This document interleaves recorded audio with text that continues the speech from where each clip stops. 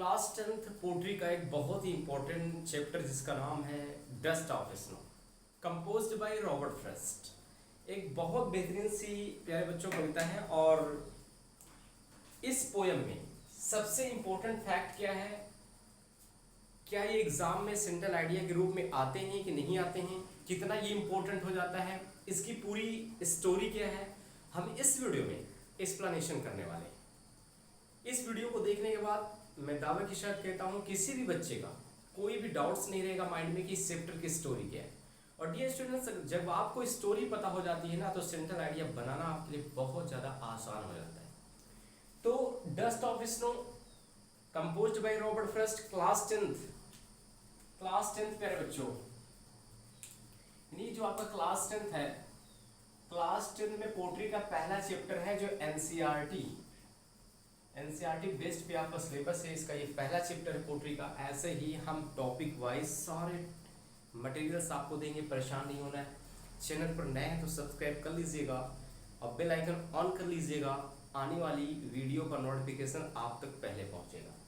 Dust of snow, dust of snow, snow मतलब होता है बर्फ और डस्ट मतलब धूल या कण कह सकते हैं, तो बर्फ के कण या बर्फ के धूल। ठीक है, ये कविता है रॉबर्ट फ्रॉस्ट की, छोटी सी कविता है। इंपॉर्टेंट फैक्ट बताएंगे, जो हार्ट मीनिंग होगी उनके बारे में हम आपको बताएंगे, क्या स्टोरी है हम आपको बहुत बेहतरीन से बताएंगे। देखिए, रॉबर्ट फ्रॉस्ट हमेशा एक ऐसे कवि रहे हैं जो बहुत कम शब्द बोलते हैं, लेकिन इसका मीन्स जो होता है बहुत बड़ा होता है। इस चैप्टर में भी इन्होंने जो डस्ट ऑफ स्नो के बारे में बताया है, ये डस्ट ऑफ स्नो एक ऐसी कविता है जिन्होंने खुद अपने एक्सपीरियंस को व्यक्त किया है। डस्ट ऑफ स्नो में रॉबर्ट फ्रॉस्ट का मूड बहुत ज़्यादा अपसेट रहता है। ये घर से निकलते हैं, बाहर की तरफ जाते हैं तो इनको एक रास्ता मिलता है, रास्ते के दौरान जंगल भी मिलते हैं और जंगल के दौरान जब आगे गए तो इनको जो है क्या होता है डियर स्टूडेंट्स, इनको पेड़ पौधे भी दिखाई देते हैं। लेकिन जैसे ये हेमलॉक ट्री के पास पहुंचे, हेमलॉक ट्री एक आपको वर्ड आया है यहाँ पे डियर स्टूडेंट्स की, हेमलॉक ट्री।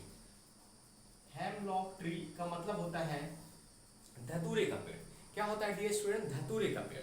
तो धतूरे का पेड़ के पास जैसे ही रॉबर्ट फ्रॉस्ट साहब पहुंचे तो एक क्रो, जिसको कहते हैं कौवा, कौवा जो है धतूरे के पेड़ पर बैठा था।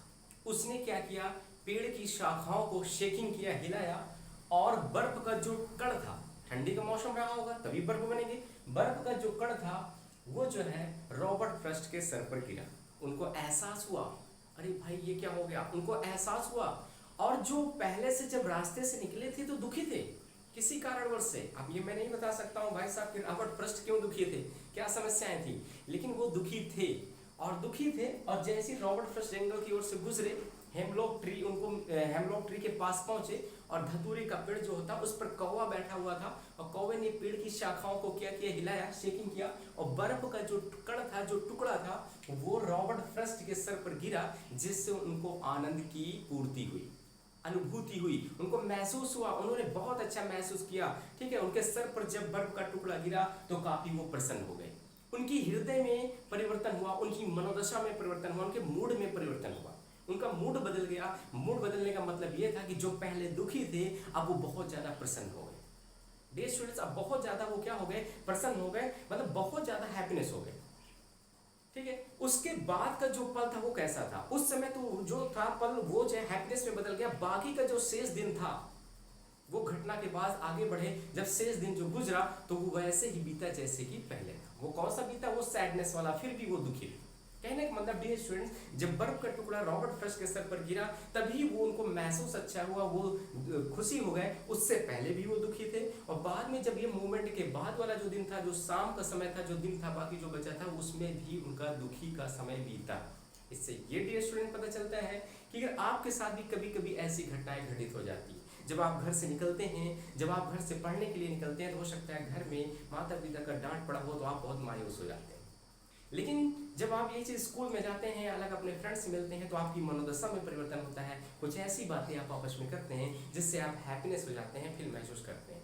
बाकी का जो शेष दिन होता है, फिर जब आप लौटते हैं अपने घर की ओर तो वही आपका जो है तरीका हो जाता है, यानी कि आप जो है सैडनेस में रहते हैं।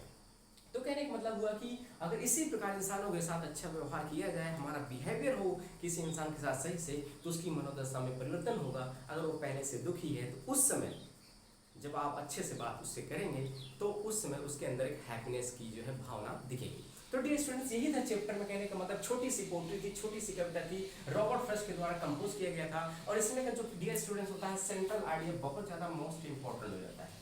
सेंट्रल आइडिया जो होता है बहुत ज़्यादा मोस्ट इंपॉर्टेंट हो जाता है। मैं राइट कराऊंगा सेंट्रल आइडिया इस चैप्टर का, परेशान आपको नहीं होना है। तो आपको पूरा एक्सप्लेनेशन समझ में आया, ठीक है। रॉबर्ट फ्रॉस्ट यानी कभी जो है घर से निकले उस समय क्या थे, दुखी थे। रास्ते में जब वो पहुंचे उनको धतूरे का पेड़ दिखा, और जैसे उसके पास से गुजरे तो धतूरे के पेड़ पर कौन बैठा था, कौवा बैठा था। और कौवे ने क्या किया, धतूरे के वृक्ष की शाखाओं को हिलाया, और जो बर्फ का टुकड़ा था वो कवि के ऊपर गिर गया। तो उनके हृदय में मनोदशा हुई, उनके हृदय में परिवर्तन हुआ, उनकी मनोदशा में परिवर्तन हुआ। उस समय वो बहुत खुश हो गए, उस समय बहुत खुश हो गए। लेकिन बाकी का जो शेष दिन था वो जो है सैडनेस में ही बीता।